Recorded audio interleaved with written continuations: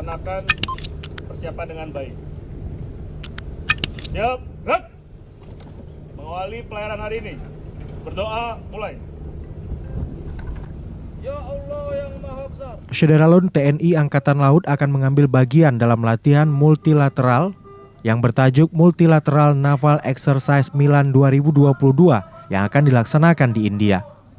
KRI RE Marta Dinata 331 yang diberangkatkan sebagai delegasi dari Indonesia diperkirakan akan tiba di Visakhapatnam, India pada 25 Februari mendatang.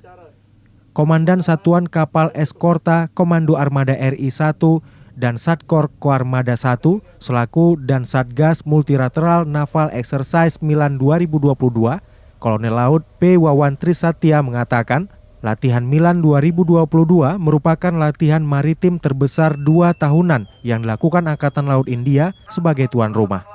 Latihan kali ini melibatkan setidaknya 15 negara termasuk Amerika Serikat, Inggris, Prancis, dan Jepang yang akan dimulai dari 26 Februari hingga 4 Maret di lepas pantai Visakhapatnam, India.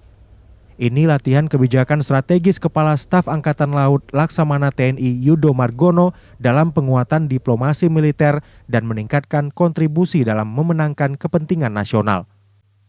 Dari Losmawe, Zaki Mubarak, Serambi On TV.